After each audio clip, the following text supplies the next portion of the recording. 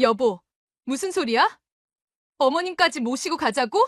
우리 결혼기념일인데. 엄마도 모시고 가면 좋잖아. 요즘 엄마가 집에만 계시니까 많이 우울해 하시는 것 같아서. 당신 정말 웃긴다. 신혼부부 기념여행에 시어머니를 모시고 간다는 게 말이 돼? 그래도 우리가 이렇게 같이 살고 있는데. 그러니까 내가 맨날 하는 말이 그거잖아. 어머님은 요양원에 모시는 게. 윈영아, 그 얘기는 이제 그만해! 알았어.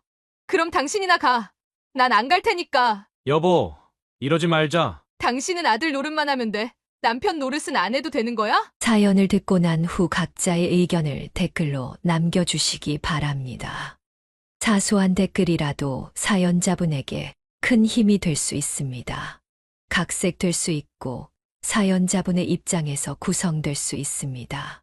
차가운 겨울바람이 창문을 두드리던 어느 날, 박용숙 여사는 자신의 거실 소파에 앉아 오래된 사진첩을 바라보고 있었습니다.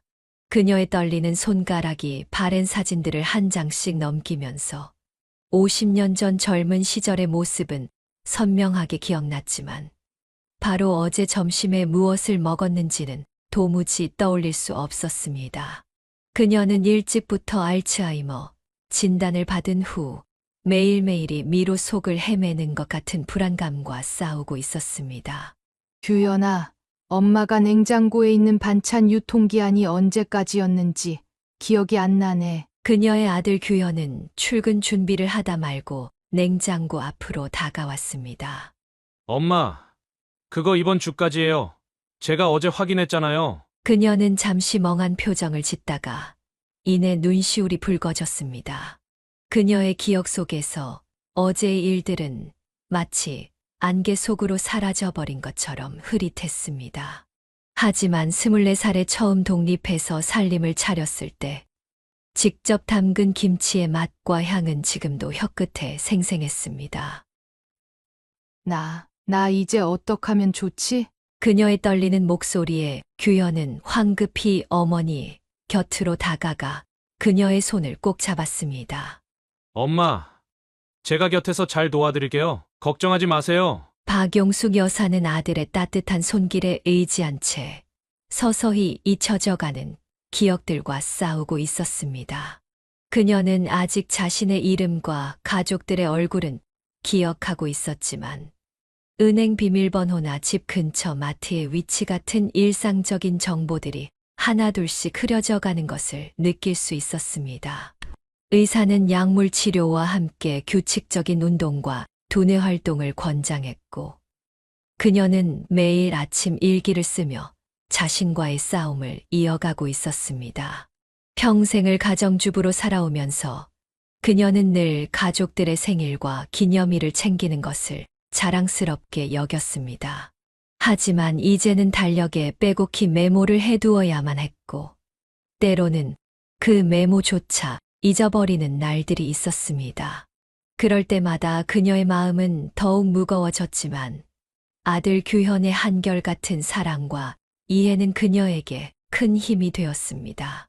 엄마, 오늘은 산책 가실래요? 단풍이 참 예쁘게 물들었더라고요. 출근하기 전 들른 규현의 말에 그녀는 잠시 망설였습니다.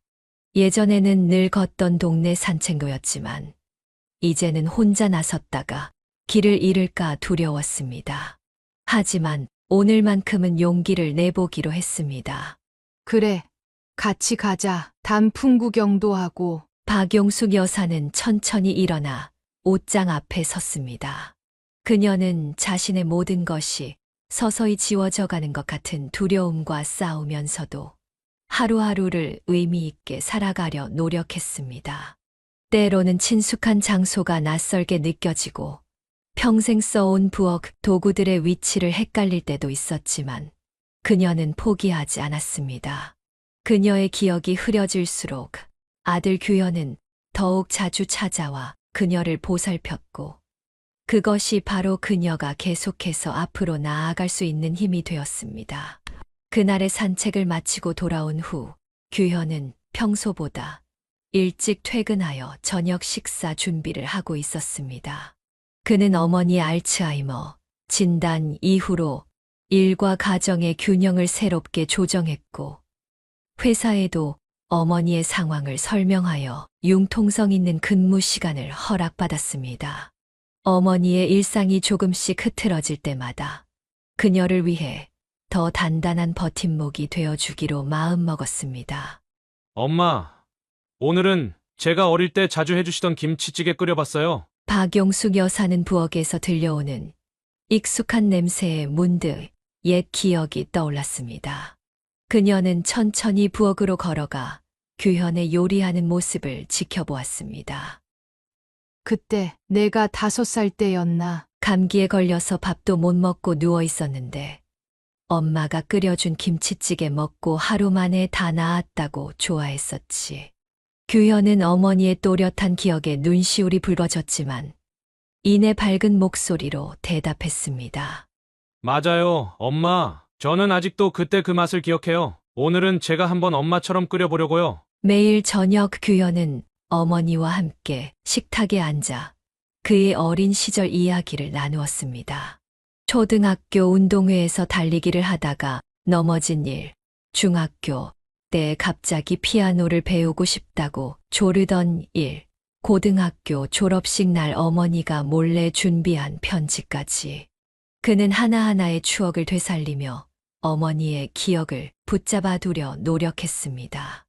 박용숙 여사는 종종 오늘 아침에 먹은 약을 잊어버리거나 방금 본 텔레비전 프로그램의 내용을 기억하지 못했습니다.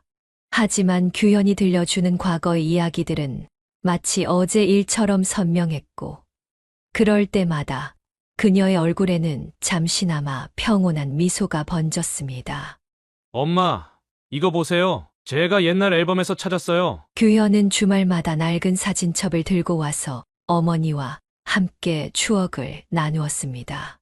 그는 때때로 어머니가 자신을 알아보지 못할까봐 두려웠지만 그럴수록 더욱 열심히 과거의 이야기들을 끄집어냈습니다.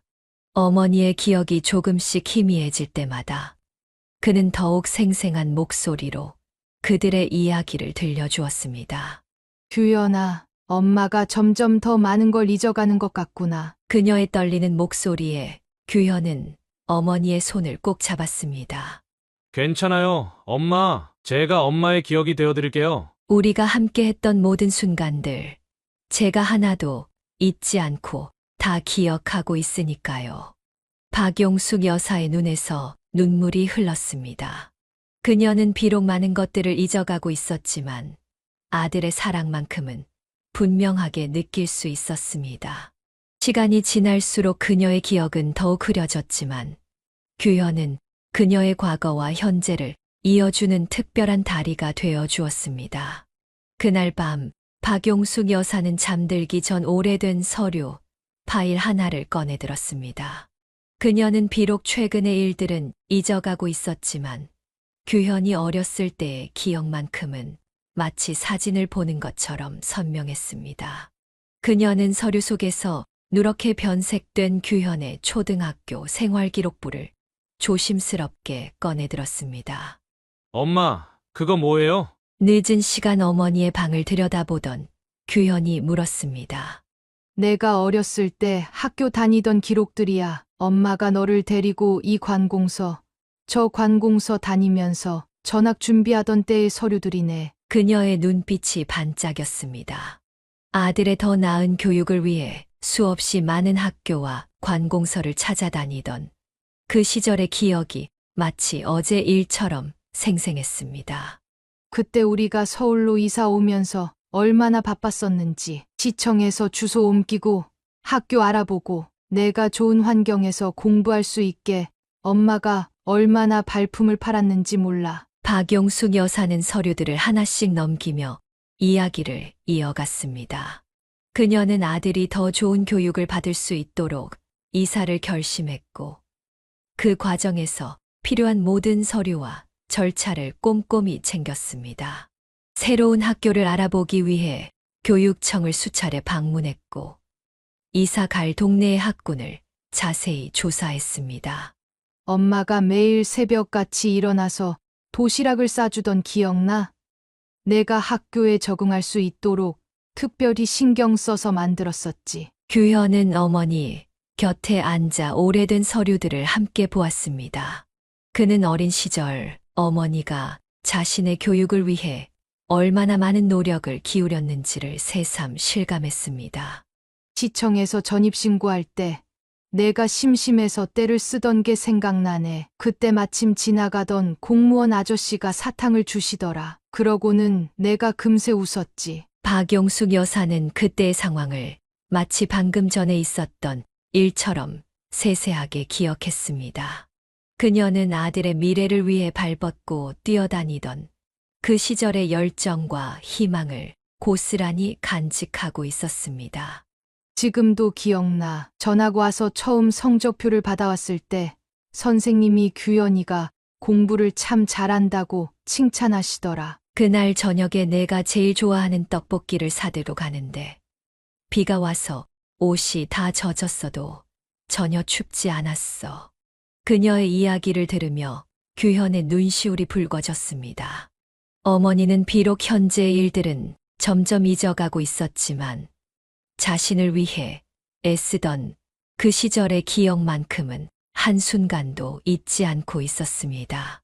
그때 엄마가 고생 많으셨죠? 아니야. 내가 하나씩 성장하는 모습을 보는 게 엄마에겐 그저 행복했어. 지금처럼 이렇게 든든한 아들로 자라준 게 정말 고마워. 박용숙 여사는 서류들을 다시 차곡차곡 정리하며 미소 지었습니다. 그녀의 기억 속에서 현재는 점점 희미해져 가고 있었지만 아들과 함께했던 그 특별했던 시간들은 언제나 선명하게 빛나고 있었습니다. 그것은 단순한 추억이 아닌 그녀의 삶에서 가장 자랑스럽고 소중한 순간들이었기 때문입니다. 서류를 정리하던 그날 밤 이후 규현은 어머니를 위한 특별한 선물을 준비하기로 마음먹었습니다. 대기업 입사 첫 월급으로 무엇을 해드릴까 고민하던 중 우연히 수제 가죽 공방을 발견했습니다. 그곳에서 그는 진한 파란색 가죽으로 만든 팔찌 한 쌍을 주문했습니다. 엄마, 제가 첫 월급으로 특별한 걸 준비했어요. 규현은 조심스럽게 선물 상자를 열어보였습니다. 이건 우리 이름이 새겨진 팔찌구나. 박용숙 여사는 파란 가죽 팔찌를 살며시 만져보았습니다. 부드러운 가죽 위에는 용숙과 규현이라는 이름이 정성스럽게 새겨져 있었습니다. 그녀는 떨리는 손으로 팔찌를 매만졌습니다. 이렇게 하면 엄마가 저를 잊어도 팔찌만 보면 제 이름을 기억하실 수 있을 것 같아서요. 그녀는 아들의 말에 눈시울이 붉어졌습니다. 비록 날이 갈수록 많은 것들이 희미해져 가고 있었지만 이 순간만큼은 너무나 선명하게 가슴에 새겨졌습니다. 규현아, 고마워. 박용숙 여사는 팔찌를 조심스럽게 손목에 채웠습니다. 파란색은 그녀가 젊은 시절부터 가장 좋아하던 색이었습니다. 규현은 어머니의 손목에 팔찌를 채워드리면서 마음속으로 약속했습니다. 어머니의 기억이 점점 더 희미해져 가더라도 자신은 결코 어머니를 놓지 않겠다고. 엄마, 우리 이제 똑같은 팔찌를 하고 있어요. 엄마가 혹시라도 길을 잃으시더라도 이 팔찌만 있으면 제가 금방 찾을 수 있을 거예요. 그의 말에 박용숙 여사는 따뜻하게 미소 지었습니다. 그녀는 매일 아침 일어나자마자 팔찌를 확인했고 파란 가죽 위에 새겨진 아들의 이름을 수없이 어루만졌습니다. 그것은 단순한 장신구가 아닌 모자의 끈끈한 사랑을 상징하는 특별한 증표가 되었습니다. 이제 우리가 어디 있든 서로를 잊지 않을 수 있겠네. 그녀는 팔찌를 바라보며 중얼거렸습니다.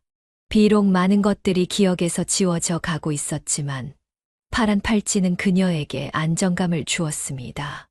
마치 아들이 늘 곁에 있는 것처럼 그녀는 팔찌를 통해 규현과의 연결을 느낄 수 있었습니다. 시간이 흐를수록 박용숙 여사의 기억은 더욱 흐려졌지만 파란 팔찌는 그녀의 일상에서 가장 중요한 물건이 되었습니다. 때로는 자신의 이름조차 헷갈릴 때도 있었지만 팔찌에 새겨진 글자들은 그녀에게 자신의 정체성을 상기시켜 주었습니다. 그리고 그 옆에 새겨진 규현이라는 이름은 그녀가 결코 혼자가 아니라는 것을 매 순간 일깨워 주었습니다. 규현 역시 자신의 팔찌를 소중히 여겼습니다. 출근할 때나 퇴근할 때나 그는 항상 팔찌를 확인하며 어머니를 향한 약속을 되새겼습니다. 그것은 단순한 효심이 아닌 서로를 향한 변함없는 사랑의 증표였습니다. 엄마, 오늘도 팔찌 잘 차고 계시네요. 그럼 이게 있어야 우리 규현이가 누군지 잊지 않지. 모자는 서로의 팔찌를 바라보며 따뜻하게 미소 지었습니다. 희미해져가는 기억 속에서도 파란 팔찌는 그들을 이어주는 특별한 연결고리가 되어 빛나고 있었습니다. 파란 팔찌가 모자의 일상이 된 지 몇 달이 지났을 때 규현은 결혼 소식을 들고 왔습니다. 그의 예비 신부 은영은 어린이집 보육교사였고 처음 박용숙 여사를 만났을 때는 상냥한 미소로 그녀를 맞이했습니다. 안녕하세요, 어머님. 박은영입니다. 규현 오빠랑 결혼하기로 했어요. 은영의 첫인상이 좋았습니다. 아이들을 가르치는 선생님이라 그런지 목소리도 부드럽고 태도도 공손했습니다. 어머님, 제가 앞으로 잘 모시겠습니다. 하지만 결혼 후 얼마 지나지 않아 은영의 태도는 서서히 변하기 시작했습니다. 여보, 어머님이 또 가스레인지를 켜놓고 잊어버리셨어. 큰일 날 뻔했잖아. 미안해. 내가 어머님께 다시 한번 말씀드릴게. 말씀드려봤자 소용없어. 어제도 내가 분명히 말씀드렸는데 오늘 또 이러시잖아. 은영의 날카로운 목소리가 주방에서 울려 퍼졌습니다. 엄마, 저예요. 규현이에요. 규현이 조심스럽게 어머니의 방문을 두드렸습니다. 아, 우리 아들. 엄마, 가스레인지 사용하실 때 조심하셔야 해요. 나 가스레인지 켰었니? 박용숙 여사의 눈빛이 순간 흔들렸습니다. 그녀는 정말 기억나지 않았습니다. 어휴, 정말 못 살겠다. 여보, 이러다 집에 불이라도 날까봐 내가 불안해서 어떻게 직장을 다녀? 은영의 목소리가 더욱 날카로워졌습니다. 너도 알잖아. 내가 애들 가르치느라 얼마나 피곤한데 집에 와서까지 이런 걱정을 해야 한다니. 은영아, 그래도 어머님이신데. 어머님이시니까 뭐. 내가 매일 이런 상황을 겪어야 돼. 어제는 냉장고에 있던 김치를 다 버리시고는 누가 버렸냐고 화를 내시더니 오늘은 이렇고. 박용숙 여사는 방 안에서 며느리의 말을 모두 들을 수 있었습니다. 그녀의 눈에서 눈물이 흘렀습니다. 규현아, 엄마가 너무 미안하구나. 엄마, 괜찮아요. 은영이도 그냥 걱정이 되어서 그래요. 아니, 엄마가 이제 너무 부담이 되나 보구나. 엄마가 요양원에라도 가는 게 나을까? 어머님, 그게 좋을 것 같아요. 은영이 갑자기 방 안으로 들어왔습니다. 은영아, 무슨 말을? 여보도 알잖아. 어머님 증상이 점점 심해지시는 거. 전문적인 돌봄이 필요하시다고. 하지만 당신 회사 다니라. 나도 어린이집 다니라. 이러다가 우리 부부관계도 망가질 것 같아. 박용숙 여사는 파란 팔찌를 만지작거리며 흐느꼈습니다. 규현아, 엄마는 이 팔찌만 있으면 된다. 너만 가끔 보러 와주면. 엄마, 절대 요양원 같은 데는 안 보내드려요. 제가 어떻게든. 너도 참 이러다가 우리 둘 다 지치면 어쩌려고? 어머님을 위해서라도 전문적인 치료를 받으시는 게. 은영아, 그만해. 규현의 언성이 높아졌습니다. 결혼 후 처음 있는 일이었습니다. 나한테 소리 지르는 거야? 시어머니 때문에? 미안해. 하지만 어머니를 요양원에 모시는 건 안 돼. 그럼 우리 이혼할까? 난 이렇게는 못 살겠어. 방 안에 박용숙 여사는 자신 때문에 벌어지는 아들 부부의 다툼을 들으며 가슴이 찢어지는 듯 했습니다. 그녀는 떨리는 손으로 파란 팔찌를 어루만지며 흐느꼈습니다. 이제는 자신이 아들의 인생을 망치고 있다는 생각에 괴로웠습니다. 한밤중 은영은 소파에서 잠들어 있는 규현을 바라보며 한숨을 쉬었습니다. 그녀도 처음부터 이런 관계를 원한 것은 아니었습니다. 하지만 날이 갈수록 심해지는 시어머니의 증상을 감당하기가 벅찼고 그 스트레스가 결국 이런 식으로 폭발해버렸습니다. 그날 밤의 다툼 이후 규현의 완강한 거절로 요양원 이야기는 자연스레 흐지부지 되었습니다. 하지만 은영은 시어머니와의 관계를 새롭게 풀어갈 다른 방법을 찾아냈습니다. 어느 날 아침 그녀는 평소와는 완전히 다른 모습으로 나타났습니다. 어머님, 저예요, 은영이에요.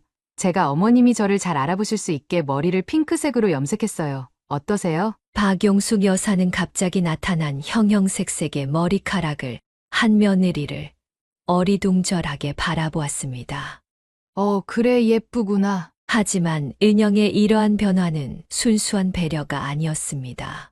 그녀는 시어머니의 혼란스러운 기억을 자신에게 유리한 방향으로 이용하기 시작했습니다. 어머님, 기억나세요? 어제 제가 드린 용돈 10만 원. 용돈. 네, 어제 분명히 드렸는데 어머님이 또 잊어버리신 것 같네요. 규현이 출근한 후 은영은 이런 거짓말을 자주 했습니다. 실제로는 한 번도 드린 적 없는 용돈을 언급하거나 하지 않은 약속을 했다며 박용숙 여사를 혼란스럽게 만들었습니다. 규현아, 은영이가 어제 나한테 용돈을 줬다는데. 네. 어머니, 은영이가 언제요? 그러게, 나도 잘 기억이 안 나는데 내가 잘못 알고 있나? 은영의 핑크 머리카락은 박용숙 여사의 혼란스러운 기억 속에서 더욱 선명한 표식이 되었습니다. 그리고 그 선명함은 은영의 거짓말에 신빙성을 더해 주었습니다. 은영의 핑크빛 거짓말은 날이 갈수록 교묘해졌습니다. 시어머니의 병을 이용한 그녀의 행동은 겉으로는 배려로 포장되어 있었지만 실상은 자신의 이익을 위한 계산된 행동이었습니다. 박용숙 여사는 자신의 기억을 신뢰할 수 없게 되었습니다. 파란 팔찌를 만지작거리며 불안해하는 시간이 늘어갔고 그럴 때마다 은영은 더욱 그녀의 불안을 파고들었습니다. 하지만 규현은 아직 이 모든 상황을 알지 못했습니다. 그저 며느리가 시어머니를 위해 과감한 변화를 시도했다고 생각할 뿐이었습니다. 그의 눈에는 핑크색 머리카락이 시어머니를 위한 며느리의 작은 희생으로만 보였기 때문입니다. 어머님, 이제는 제 머리색 덕분에 저를 잘 알아보시죠? 은영의 달콤한 목소리 뒤에 숨겨진 의도를 아무도 눈치채지 못한 채 핑크빛 거짓말은 계속되어 갔습니다. 핑크 머리의 은영이 시어머니를 돌보는 듯한 모습을 보이며 한 달여의 시간이 흘렀습니다. 어느 맑은 가을 오후 박용숙 여사는 은영의 차를 타고 병원에 가게 되었습니다.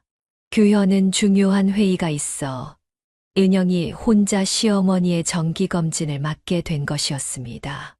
어머님, 잠시만 기다리세요. 제가 주차장에서 뭐 좀 가져올게요. 은영이 병원 입구에서 잠시 차로 돌아간 사이 박용숙 여사는 차 안에서 떨어진 자신의 파란 팔찌를 찾기 위해 손을 뻗었습니다. 그때였습니다. 이게 뭐지? 차량 콘솔 박스 아래에서 우연히 발견한 작은 기계 같은 물건. 그녀는 그것이 무엇인지 정확히 알지 못했지만 이상한 냄새가 나는 것이 담배 같다는 생각이 들었습니다. 갑자기 돌아온 은영의 목소리에 박용숙 여사는 흠칫 놀랐습니다. 아, 이게 뭐니? 은영의 얼굴이 순간 굳어졌습니다. 어머님, 그거 아무것도 아니에요. 제가 가지고 있을게요. 이거 담배 아니니? 아니에요, 어머님. 제가 언제 담배를 폈다고 그러세요? 어머님이 또 착각하시는 거예요. 은영은 황급히 전자담배를 가방 속에 집어넣었습니다. 결혼 전 규현에게 술도 담배도 절대 하지 않는다고 약속했던 것이 떠올랐습니다. 하지만 어머님, 제발 규현 오빠한테는 말씀하지 말아주세요. 어차피 어머님이 기억을 잘 못하시잖아요. 이런 거 기억하실 필요 없어요. 은영의 말투는 달콤하면서도 위협적이었습니다. 어머님께서 이런 걸로 규현 오빠를 걱정시키면 안 되잖아요. 그리고 어머님이 말씀하셔도 누가 어머님 말을 믿겠어요? 박용숙 여사의 눈에서 눈물이 흘렀습니다. 자신의 병을 이용해 협박하는 며느리의 모습에 가슴이 아팠습니다. 규현이한테 말해야 하는데. 말씀하셔도 소용없어요. 어머님이 또 헛것을 보신 거라고 생각할 거예요. 어머님도 아시잖아요. 요즘 기억이 많이 헷갈리시는 거. 병원에서 돌아오는 길, 은영은 갑자기 차를 길가에 세웠습니다. 어머님, 우리 이제부터 약속해요. 오늘 일은 없던 걸로 하는 거예요. 알겠죠? 하지만 은영아, 어머님, 제발 그만하시죠. 어머님도 요양원 가기 싫으시죠? 박용숙 여사는 몸을 부르르 떨었습니다. 요양원. 그곳만은 정말 가기 싫었습니다. 집에 돌아온 후 박용숙 여사는 밤새 잠을 이루지 못했습니다. 며느리의 비밀을 알게 된 것이 오히려 그녀를 더 불안하게 만들었습니다. 자신의 기억력이 점점 나빠지고 있다는 것을 알기에 이 사실을 규현에게 제대로 전달할 수 있을지도 확신할 수 없었습니다. 다음 날 아침, 은영은 마치 아무 일도 없었다는 듯 환한 미소를 지으며 시어머니에게 아침상을 차려왔습니다. 어머님, 잘 주무셨어요? 제가 어머님 좋아하시는 북엇국 끓였어요. 박용숙 여사는 며느리의 달라진 태도에 더욱 혼란스러워졌습니다. 어제의 일이 정말 있었던 걸까? 아니면 자신의 착각이었을까? 이제는 자신의 기억조차 믿을 수 없게 되었습니다. 여보, 어머님 왜 그러세요? 밥은 안 드시고. 퇴근하고 돌아온 규현이 걱정스러운 눈빛으로 어머니를 바라보았습니다. 규현아, 어제, 아니, 그게, 말을 하려다 은영의 차가운 시선과 마주친 박용숙 여사는 결국 입을 다물었습니다.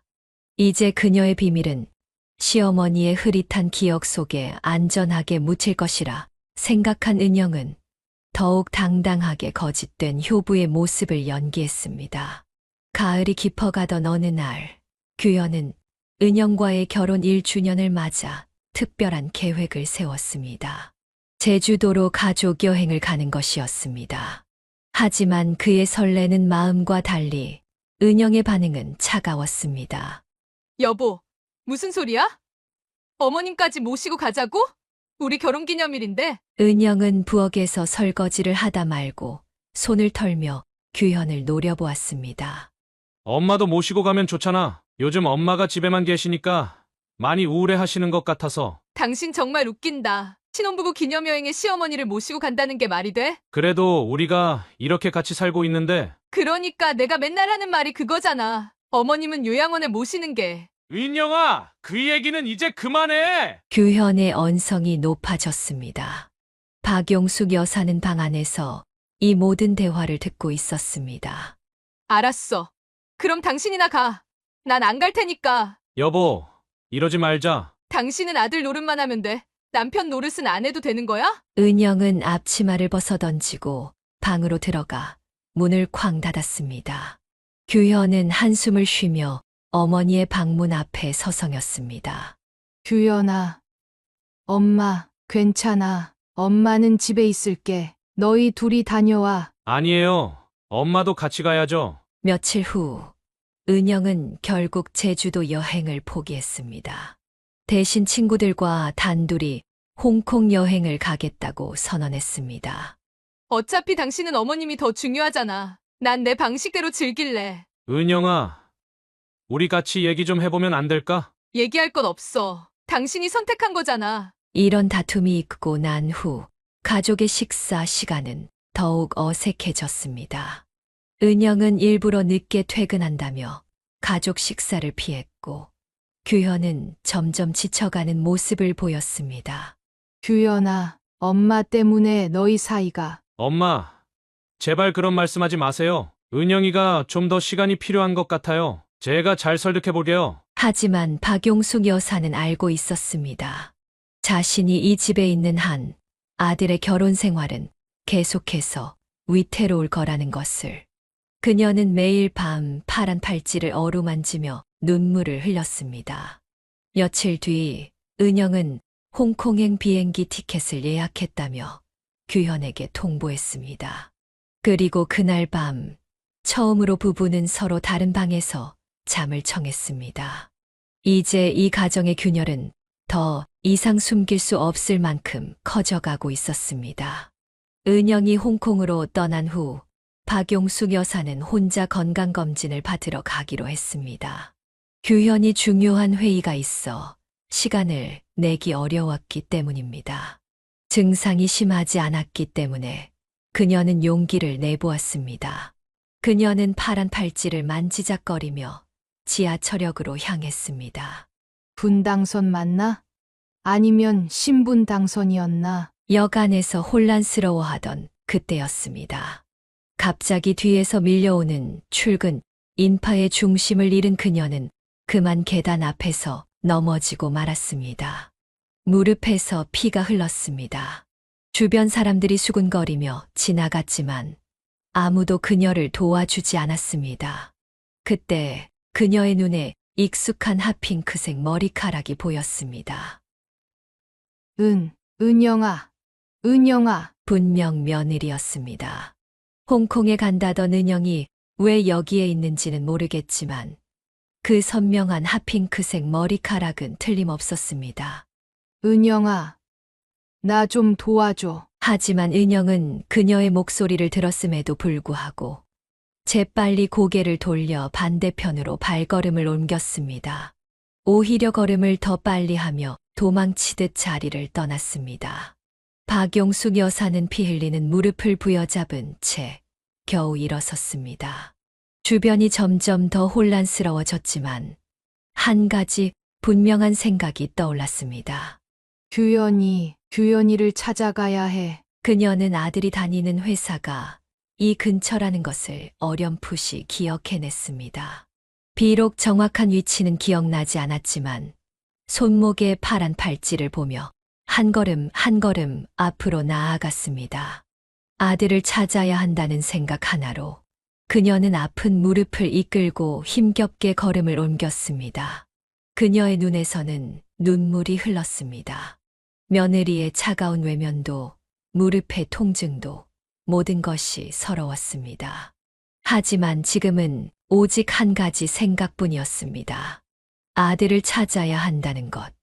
그녀는 파란 팔찌를 꼭 쥐고 한 발 한 발 앞으로 나아갔습니다. 박용숙 여사는 한 걸음 한 걸음 힘겹게 걸었습니다. 무릎의 상처에서는 계속해서 피가 흘렀지만 그녀는 멈추지 않았습니다.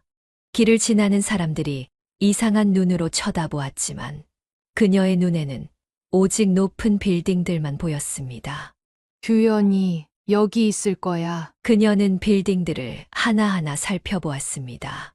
어디선가 본 것 같은 회사 로고를 찾아 헤매던 중 문득 한 건물이 눈에 들어왔습니다. 그녀는 파란 팔찌를 꼭 쥐며 건물 안으로 들어갔습니다. 저기요, 할머니. 로비의 안내데스크 직원이 걱정스러운 눈빛으로 다가왔습니다. 제 아들을 찾아요. 할머니, 괜찮으세요? 무릎에서 피가.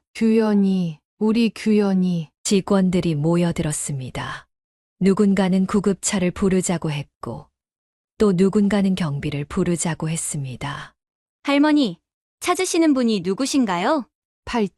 이 팔찌. 그녀는 떨리는 손으로 파란 팔찌를 가리켰습니다.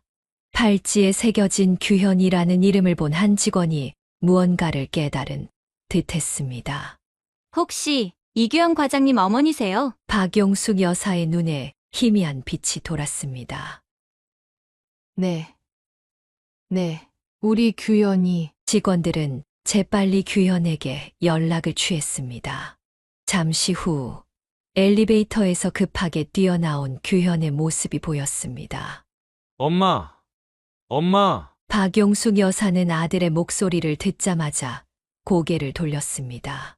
흐릿한 시야 속에서도 규현의 손목에 찬 파란 팔찌가 선명하게 보였습니다. 규현아. 그녀는 마지막 힘을 다해 아들의 이름을 불렀고 그대로 규현의 품에 안겼습니다. 엄마, 무슨 일이에요? 무릎은 왜 이렇게 된 거예요? 나 은영이를 봤어. 역에서. 하지만 규현은 어머니를 아는 채 굳어버렸습니다. 은영이 홍콩에 있다고 알고 있었기 때문입니다. 엄마, 은영이는 지금 홍콩에 있어요. 아니야. 분명히 봤어. 핑크색 머리. 하지만 날 보고도 박용숙 여사의 목소리가 흐려졌습니다. 너무 많은 피를 흘린 탓인지 그녀의 의식이 점점 희미해져 갔습니다. 엄마, 정신 차리세요. 누가 구급차 좀 불러주세요. 규현은 어머니를 아는 채 주저앉았습니다. 그의 눈에서는 눈물이 흘렀습니다. 어머니의 상처 입은 무릎, 흐트러진 옷매무새, 그리고 꼭 쥐고 있는 파란 팔찌. 모든 것이 그의 가슴을 아프게 했습니다. 과장님, 구급차 곧 도착한대요. 동료들이 걱정스러운 눈빛으로 그들을 바라보았습니다. 규현은 어머니의 이마에 묻은 땀을 닦아주며 속삭였습니다. 엄마, 이제 제가 있잖아요. 제가 지킬게요. 절대 이제 혼자 두지 않을게요. 그의 품 안에서 박용숙 여사는 마침내 안도의 한숨을 내쉬었습니다. 비록 몸은 아팠지만 이제 그녀는 안전했습니다. 아들의 따뜻한 품 안에서 그녀는 드디어 평화를 찾은 것 같았습니다. 구급차가 도착하고 규현은 어머니와 함께 병원으로 향했습니다. 그의 머릿속에는 수많은 생각이 스쳐 지나갔습니다. 은영의 홍콩 여행, 어머니가 본 핑크색 머리의 여인, 그리고 이 모든 상황이 의미하는 것. 무언가 큰 진실이 숨겨져 있다는 것을 그는 직감적으로 알 수 있었습니다. 병원에서 치료를 마치고 병실에 누워있던 박용숙 여사의 귓가에 익숙한 목소리가 들렸습니다. 병실 문이 열리고 핫핑크빛 머리카락이 보였습니다. 어머님, 이게 무슨 일이에요? 소식 듣고 바로 들어왔어요. 은영의 목소리에는 걱정이 가득했지만 박용숙 여사는 그 목소리에 담긴 거짓된 온기를 느낄 수 있었습니다. 여보, 어머님 상태가 어때? 다행히 크게 다치신 건 아니래. 홍콩 간 거 맞아? 엄마가 당신 봤다고 하시는데 규현의 말에 은영의 얼굴이 순간 굳어졌습니다. 그게 무슨 말이에요? 내가 홍콩에 있었다는 거 당신도 알잖아요. 맞아. 분명히 봤어. 박용숙 여사가 희미한 목소리로 말했습니다. 역에서 내가 불렀는데 나를 보고도 어머님, 또 헛것을 보신 거예요. 제가 어떻게 홍콩에 있으면서 동시에 여기 있을 수 있겠어요? 은영은 웃으며 말했지만 그녀의 눈빛은 차가웠습니다. 하지만 난 분명히 큰일 났네. 증상이 점점 더 심해지시잖아. 이러다가 정말 큰일 나겠어. 그때 박용숙 여사는 천천히 손을 들어 자신의 파란 팔찌를 가리켰습니다. 이 팔찌처럼 그날의 기억도 선명해. 내가 나를 보고도 모른 척했던 그 순간도 은영의 얼굴이 순간 하얗게 변했습니다. 시어머니의 기억이 이렇게 또렷할 거라고는 생각하지 못했던 것입니다. 여보, 규현이 은영을 바라보았습니다. 그의 눈에는 의심과 실망감이 가득했습니다. 정말로 홍콩에 있었던 거 맞아? 당연하지. 지금 당신까지 나 못 믿는 거야? 어머님 병세가 점점 심해지시는데? 하지만 은영의 목소리에는 처음으로 떨림이 묻어났습니다. 그녀의 완벽한 거짓말이 처음으로 균열을 보이기 시작한 것입니다. 은영아, 이제라도 사실대로 말해주면 좋겠구나. 박용숙 여사의 목소리는 나직했지만 단호했습니다. 그녀의 기억이 흐릿해지고 있다는 걸 알지만 그날 역에서의 기억만큼은 선명했습니다. 마치 파란 팔찌처럼 지워지지 않는 선명한 기억으로 남아 있었습니다. 은영은 마지막까지 발뺌하려 했지만 더 이상 숨길 수 없는 진실 앞에서 그녀의 거짓된 미소가 무너져 내리기 시작했습니다. 결혼 초기 며느리는 매일 밤 일기를 썼습니다. 자신의 변화하는 감정을 기록하는 것이 그녀가 선택한 유일한 도피처였습니다. 어린이집에서 보육교사로 일하며 아이들을 사랑으로 품어주던 그녀였지만 시어머니의 병을 마주하는 마음만큼은 날이 갈수록 다르게 변해갔습니다. 결혼 한 달째. 오늘도 어머님이 가스레인지를 켜놓고 잊으셨다. 처음에는 정말 걱정되고 안타까웠는데 이제는 짜증부터 난다. 내 마음이 이렇게 차갑게 변해가는 게 무섭다. 어제는 어머님이 내 이름을 3번이나 물으셨다. 매번 대답할 때마다 목소리가 달라지는 내 자신이 싫었다. 처음에는 상냥했다가, 그 다음엔 지쳤다가, 마지막엔 화가 났으니까. 퇴근 후 집으로 향하는 발걸음이 점점 무거워졌습니다. 어린이집에서는 늘 밝게 웃던 그녀였지만 집 앞에 다다르면 한숨부터 나왔습니다. 시어머니의 상태는 날로 악화되었고 은영의 마음속에는 서서히 증오가 자라났습니다. 결혼 100일째 규현 오빠는 알까? 내가 웃으면서 어머님을 대할 때마다 속으로 얼마나 비명을 지르는지, 완벽한 며느리 연기를 하면서 얼마나 질식할 것 같은지. 오늘은 어머님이 아침 식사 메뉴를 점심에 또 물으셨다. 5번이나 매번 새로운 질문인 것처럼 대답하는 게 너무 지친다. 이런 감정을 누구에게도 말할 수 없다는 게 더 힘들다. 어느 날은 출근길에 미용실 간판을 보며 문득 생각이 스쳤습니다. 시어머니가 자신을 알아보게 하는 방법으로 머리색을 바꾸면 어떨까? 하지만 그 순간에도 그녀의 마음 한켠에서는 다른 계산이 시작되고 있었습니다.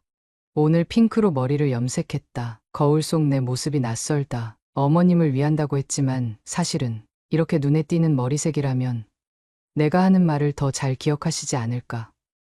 어머님의 흐릿한 기억 속에서 내 존재감을 더 강하게 심을 수 있지 않을까? 이런 계산적인 마음으로 변해가는 내가 무섭다. 규현과의 다툼이 잦아질수록 은영의 마음속 어둠은 더욱 깊어져 갔습니다. 한때는 순수했던 사랑이 집착으로 변질되어 갔고 그 집착은 시어머니를 향한 적개심으로 표출되었습니다. 결혼 6개월째. 오늘은 규현 오빠와 큰 싸움을 했다. 어머님 때문에, 늘 어머님 때문이다. 오빠의 관심은 언제나 어머님에게 먼저 가고 나는 늘 뒷전이다. 이제는 어머님이 아프다는 게 때로 다행스럽게 느껴진다. 이런 끔찍한 생각을 하는 내가 이제는 정말 못된 악녀가 된 걸까? 요양원. 그래. 어머님만 요양원에 가시면 된다. 그럼 다시 예전처럼 우리 둘만의 시간을 가질 수 있을 거야. 하지만 오빠는 완강하게 거부한다. 오빠의 눈에는 내가 이기적으로 보일까? 어쩌면 정말 그런지도 모르지. 시어머니의 병을 이용해 거짓말을 하기 시작한 것은 언제부터였을까요? 처음에는 사소한 것들이었습니다. 기억이 흐릿하신 어머님을 이용해 용돈을 더 받아내거나 약속을 바꾸거나.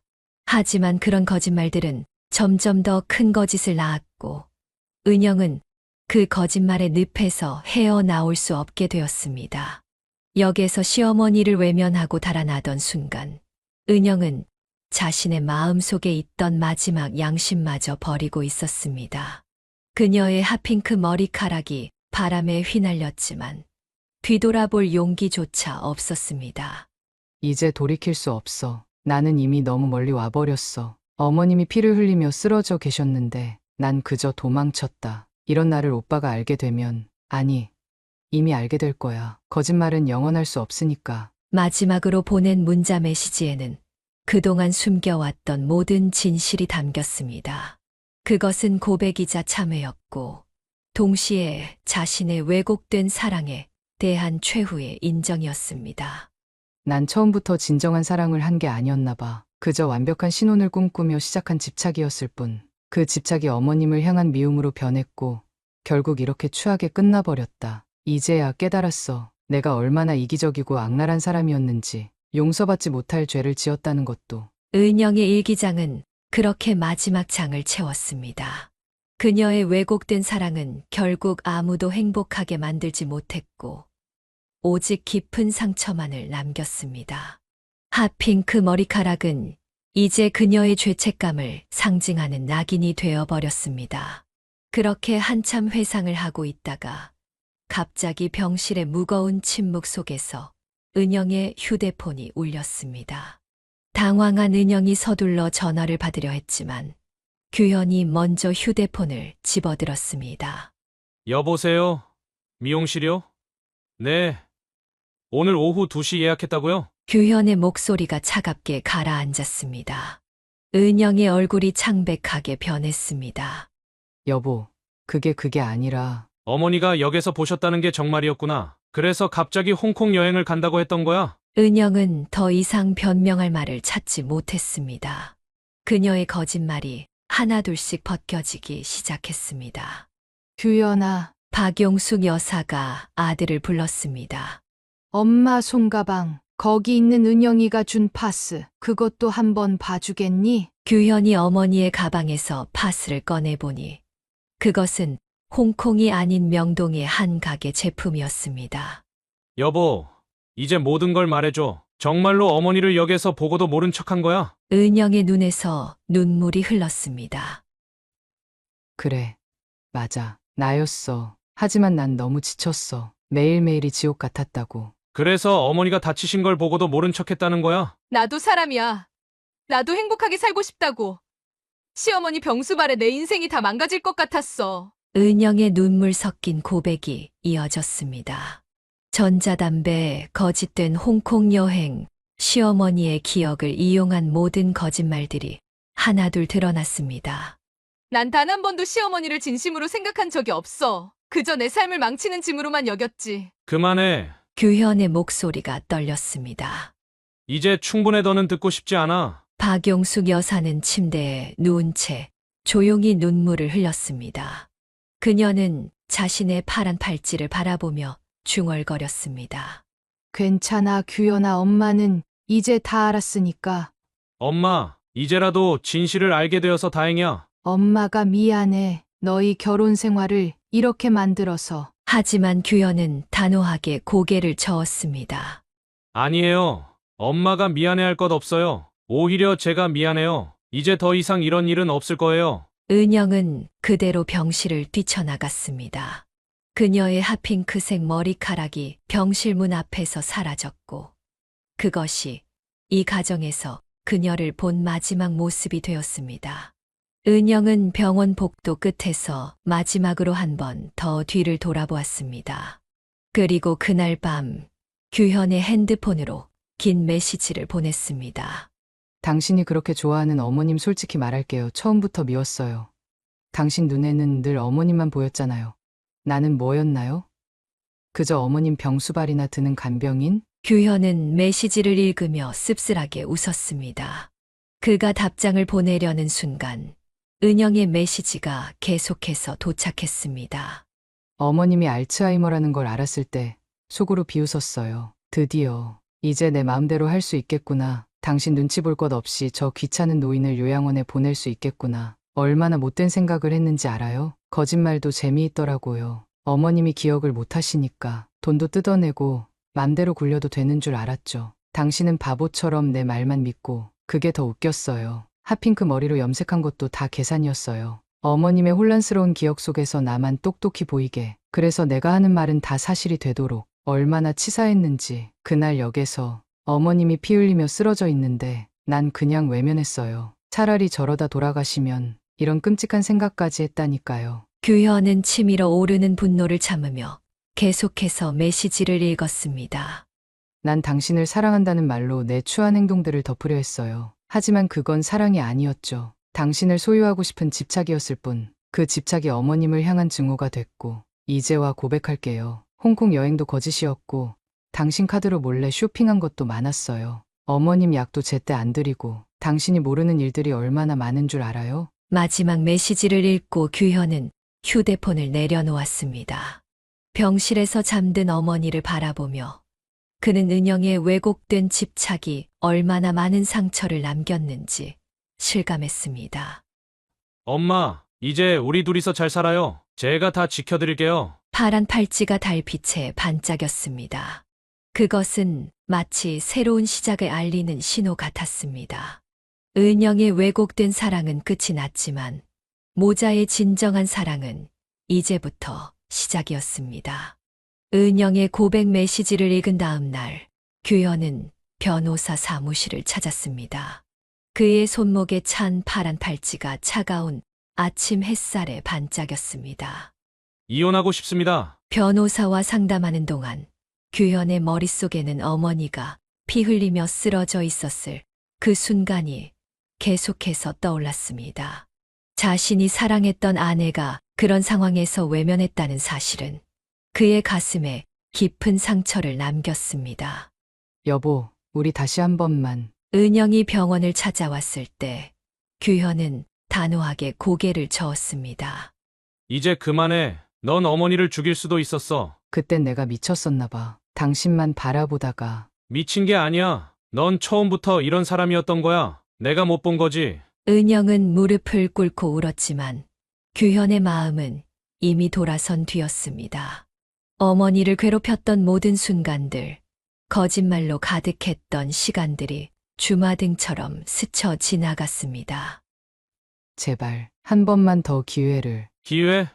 어머니는 몇 번이나 내게 기회를 주셨어. 하지만 넌 그때마다 어머니의 병을 이용했잖아. 병실 안에서 이 모든 대화를 듣고 있던 박용숙 여사는 조용히 눈물을 흘렸습니다.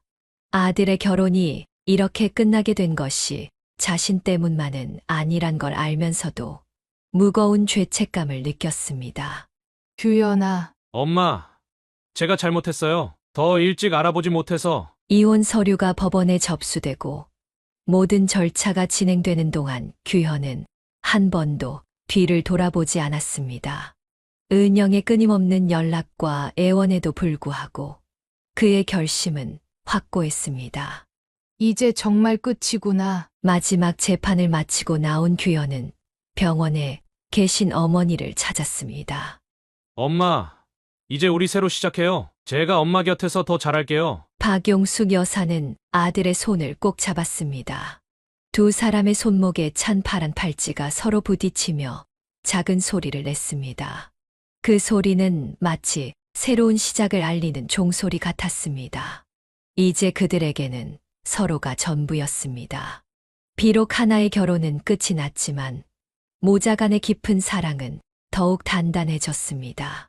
박용숙 여사의 기억은 여전히 희미해져 가고 있었지만 아들과 함께하는 현재만큼은 그 어느 때보다 선명했습니다. 이혼 절차가 모두 끝난 후 규현은 회사에 장기 휴가를 냈습니다. 어머니와 함께 보내는 시간이 무엇보다 소중하다는 것을 깨달았기 때문입니다. 엄마, 오늘은 우리 어디로 갈까요? 아침 식사를 준비하며 규현이 물었습니다. 그러고 보니 내가 어렸을 때 자주 가던 떡볶이 집이 있었는데. 박용숙 여사의 눈이 반짝였습니다. 최근의 일은 잘 기억하지 못했지만 아들과 함께했던 옛 추억만큼은 선명하게 떠올렸습니다. 맞아요. 시장 안에 있던 그 떡볶이집. 엄마가 늘 양념 덜 맵게 해달라고 하셨죠. 그래, 내가 매운 걸 잘 못 먹어서. 두 사람은 오래된 시장을 찾아갔습니다. 떡볶이 집은 이미 문을 닫았지만 시장 골목을 걸으며 그들은 추억을 하나둘 되살렸습니다. 여기서 엄마가 내 책가방을 사주셨죠? 빨간색 메이커 가방. 얼마나 좋아했었는데. 그래, 내가 너무 갖고 싶어 해서 2달 동안 돈을 모았었지. 박용숙 여사의 눈시울이 붉어졌습니다. 현재의 일상은 점점 더 희미해져 가고 있었지만 아들과 함께했던 그 시절의 기억만큼은 마치 어제 일처럼 생생했습니다. 다음으로 그들은 규현의 초등학교를 찾았습니다. 학교 정문 앞에서 박용숙 여사는 걸음을 멈췄습니다. 여기서 매일 아침 너를 기다렸었지. 내가 운동장에서 뛰어노는 모습을 보면서. 엄마, 그때는 내가 이렇게 훌륭한 아들이 될 줄 몰랐어. 규현은 어머니를 꼭 안았습니다. 그들의 손목에 찬 파란 팔찌가 서로 부딪혔습니다. 공원, 도서관, 놀이터. 그들이 찾아간 모든 장소에는 추억이 가득했습니다. 박용숙 여사는 때로는 길을 헤매기도 했지만 과거의 기억만큼은 놀라울 정도로 정확했습니다. 규현아, 이렇게 옛날 생각은 또렷한데 오늘 아침에 뭘 먹었는지는 기억이 안 나네. 어머니의 말씀에 규현의 가슴이 아팠습니다. 하지만 그는 늘 밝은 미소로 대답했습니다. 괜찮아요. 엄마, 우리는 이렇게 새로운 추억을 만들고 있잖아요. 제가 다 기억하고 있을게요. 해가 저물어 갈 때 두 사람은 마지막으로 한강공원을 찾았습니다. 그곳에서 박용숙 여사는 문득 먼 산을 바라보며 말했습니다. 내가 5살 때였나. 여기서 처음으로 자전거를 탔지. 넘어질까봐 얼마나 조마조마했었는데. 규현은 말없이 어머니의 손을 잡았습니다. 비록 현재는 점점 희미해져 가고 있었지만 그들이 함께 만든 추억만큼은 영원히 빛나고 있었습니다. 파란 팔찌처럼 변치 않는 그들만의 특별한 이야기로 남아 있었습니다. 어느 평화로운 가을 오후, 박용숙 여사는 창가에 앉아 낙엽이 떨어지는 모습을 바라보고 있었습니다. 그녀의 기억은 날이 갈수록 더욱 흐려졌지만 손목에 파란 팔찌를 볼 때마다 가슴 한켠이 따뜻해지는 것을 느꼈습니다. 엄마, 오늘은 약 드실 시간이에요. 규현의 목소리에 그녀는 고개를 돌렸습니다. 때로는 자신이 누구인지도 헷갈릴 때가 있었지만 아들의 얼굴만큼은 언제나 또렷했습니다. 우리 규현이 참 잘 크더니 이제는 엄마를 이렇게 챙기는구나. 박용숙 여사의 눈시울이 붉어졌습니다. 그녀는 문득 30년 전 어느 봄날을 떠올렸습니다. 그때 내가 처음 걸음마를 배울 때 엄마 손을 꼭 잡고 한 발자국씩. 엄마, 지금처럼 그때도 내 손이 이렇게 따뜻했었어. 규현은 어머니의 손을 조용히 잡았습니다. 그녀가 과거의 기억을 더듬을 때면 그는 늘 숨죽여 귀 기울였습니다.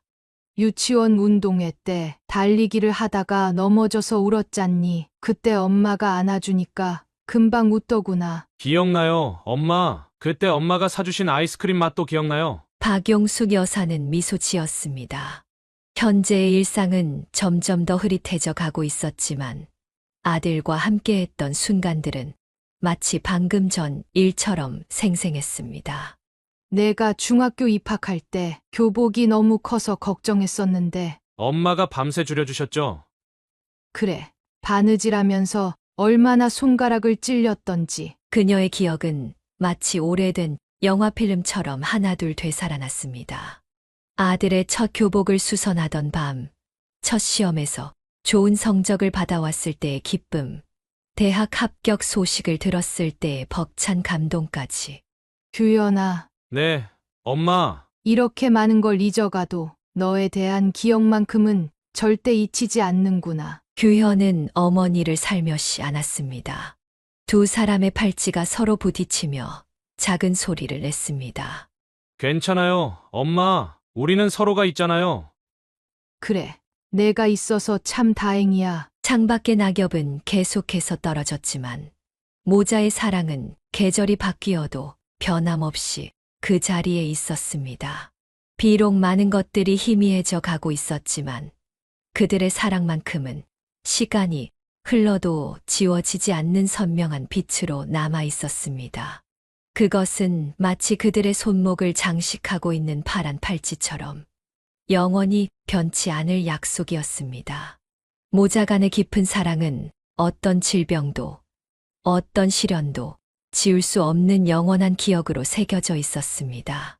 어느 날 아침, 박용숙 여사는 평소와 다른 모습을 보였습니다. 안방에서 옷장을 뒤지며 무언가를 찾고 있었습니다. 엄마, 뭘 찾으세요? 규현이 학교 가야 하는데 교복 다림질을 해야 하거든. 규현의 가슴이 멎는 것 같았습니다. 어머니는 그를 중학생으로 착각하고 있었습니다. 엄마, 전 이제 회사 다니잖아요. 뭐라고? 아니, 분명 어제 규현이가 내일 시험이라고. 박용숙 여사의 눈빛이 혼란스러워졌습니다. 그녀는 떨리는 손으로 옷장 문을 닫았습니다. 그래. 맞다. 우리 규현이 이제 다 컸지. 하지만 그날 오후 더 심각한 일이 벌어졌습니다. 규현이 잠시 장을 보러 나간 사이 박용숙 여사는 부엌에서 저녁을 준비하기 시작했습니다. 규현이가 좋아하는 미역국을 끓여야지. 내일이 생일인데. 그녀는 가스레인지 앞에 섰지만 불을 켜는 방법을 기억하지 못했습니다. 당황한 그녀는 성냥을 찾아 켰고 그 과정에서 커튼 끝이 살짝 타들어갔습니다. 엄마, 다행히 일찍 귀가한 규현이 재빨리 불을 껐습니다. 하지만 그보다 더 놀라운 것은 어머니의 말이었습니다. 규현아, 내가 초등학교 입학하던 날 엄마가 처음으로 미역국을 끓여줬잖니. 그때는 맛이 없어서 내가 반도 못 먹었는데 불이 날 뻔한 상황에서도 어머니는 20년도 더 된 옛 기억을 또렷이 떠올리고 있었습니다. 엄마가 밤새 요리책을 보면서 연습했었는데 그래도 실패했지. 규현은 눈물을 참으며 어머니를 안았습니다. 지금은 엄마가 끓이는 미역국이 세상에서 제일 맛있어요. 그날 밤 규현은 어머니의 방 앞에서 오랫동안 서성였습니다. 문틈 사이로 어머니의 중얼거림이 들렸습니다. 규현이 돌잔치 때, 아니, 초등학교 졸업식 날이었나, 첫 월급을 받아온 날이었나. 시간의 순서가 뒤섞인 기억 속에서도 아들과 관련된 순간들만큼은 놀라울 정도로 생생했습니다. 마치 어제 일처럼 세세한 감정까지 기억하고 있었습니다. 그래. 맞아. 그때 규현이가 웃으면서 들어오는데 얼마나 자랑스러웠던지. 파란 팔찌를 만지작거리며 박용숙 여사는 계속해서 과거의 기억을 되새겼습니다. 현재는 점점 더 멀어져 가고 있었지만 아들과 함께했던 그 시절의 기억들은 오히려 더욱 선명해져만 갔습니다. 그것은 마치 오래된 사진첩의 사진들처럼 시간이 지날수록 더욱 소중하게 느껴지는 보물 같았습니다. 비록 현재는 점점 잊혀져 가고 있었지만 그녀의 마음 속에 새겨진 아들과의 추억들은 영원히 지워지지 않을 또렷한 그리움으로 남아 있었습니다. 가을이 깊어가던 어느 날, 규현은 특별한 소식을 들고 병원을 찾았습니다. 팀장 승진 소식이었습니다. 병실에서 평온하게 휴식을 취하고 있던 박용숙 여사는 아들의 발걸음, 소리만으로도 누군지 알아차렸습니다. 우리 규현이 왔구나. 엄마, 좋은 소식이 있어요. 파란 팔찌를 만지작거리며 미소 짓던 그녀의 눈이 반짝였습니다. 회사에서 팀장으로 승진했어요. 이제 제가 한 팀을 맡게 됐어요. 순간 박용숙 여사의 눈시울이 붉어졌습니다. 비록 오늘 아침에 먹은 약도 간호사의 얼굴도 기억나지 않았지만 아들이 대기업에 입사했던 그날의 기쁨만큼은 생생했습니다. 그래. 우리 규현이가 어릴 때부터 똑똑했지. 중학교 때 반장하던 모습이 엊그제 같은데. 규현은 어머니의 기억이 다시 과거로 돌아가려 하자 재빨리 손을 잡았습니다. 엄마, 이제 제가 우리 회사 전자사업부 디스플레이 팀 팀장이에요. 제가 그동안 열심히 일한 걸 회사에서 인정해 준 거예요. 우리 아들 정말 자랑스럽다. 박용숙 여사는 아들의 넥타이를 똑바로 매주며 눈물을 흘렸습니다. 그녀는 비록 현재의 많은 것들을 잊어가고 있었지만 아들의 성공만큼은 선명하게 기억하고 싶었습니다. 엄마 덕분이에요. 엄마가 절 이렇게 키워주셨으니까. 난 아무것도 그저 내가 잘 자라준 거지. 그때 병실 문이 열리고 의사가 들어왔습니다. 박용숙 여사는 순간 불안한 듯 규현의 손을 꼭 잡았습니다. 박용숙 여사님, 오늘 컨디션은 어떠세요? 저기, 우리 규현이가 팀장이 됐어요. 대기업 팀장이요. 의사는 따뜻하게 미소 지었습니다. 환자의 단기 기억은 점점 희미해져 가고 있었지만 아들에 대한 자부심만큼은 더욱 선명해지고 있었기 때문입니다. 어머님, 정말 축하드립니다. 규현 씨는 효자 아들이시네요. 그렇죠. 우리 규현이는 박용숙 여사는 마치 보물을 자랑하듯 아들의 이야기를 시작했습니다. 비록 이야기 중간중간 시간이 뒤섞이고 내용이 흐트러질 때도 있었지만 아들을 향한 그녀의 자부심만큼은 한치의 흔들림도 없었습니다.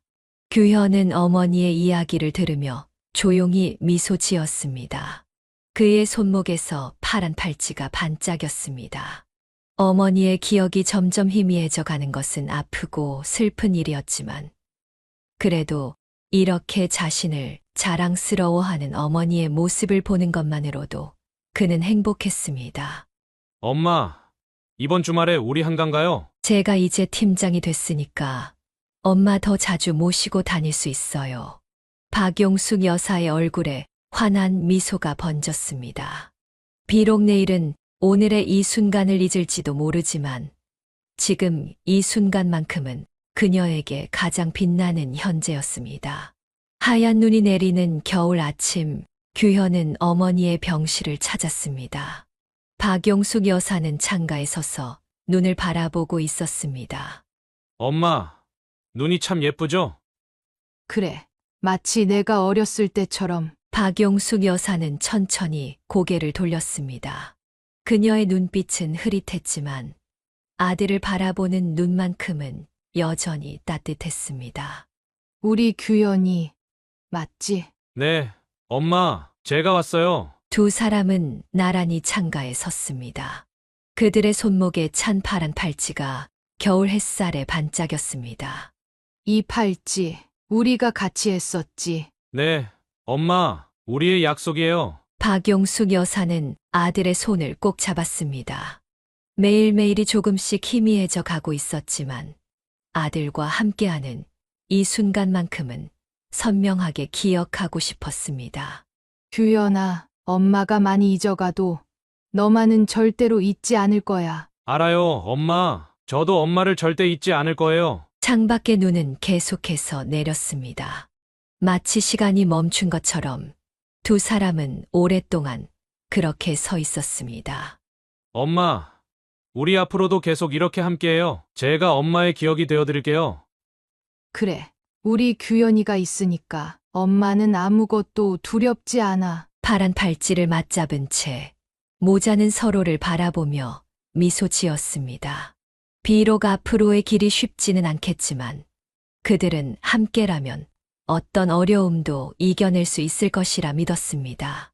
창밖의 하얀 눈처럼 순수하고 파란 팔찌처럼 변치 않는 그들의 사랑은 시간이 흘러도 영원할 것입니다. 많은 것들이 흐려져 가는 기억 속에서도 서로를 향한 사랑만은 더욱 선명해질 것입니다. 그렇게 어머니와 아들은 새로운 미래를 향해 천천히 하지만 힘차게 걸어가기 시작했습니다. 그들의 발걸음에는 더 이상 두려움이 없었습니다. 오직 서로에 대한 믿음과 사랑만이 가득했기 때문입니다. 파란 팔찌가 부딪히며 내는 작은 소리는 마치 앞으로도 계속될 그들의 이야기를 예고하는 것 같았습니다. 그것은 시작이자 끝이며 또 다른 시작이 될 것입니다. 사연을 듣고 댓글을 남겨주시기 바랍니다. 사소한 의견일지라도 사연자분에게는 큰 힘이 됩니다. 노골적인 악성 댓글은 사연자분에게 상처가 될 수 있으니 삼가주시기 바랍니다.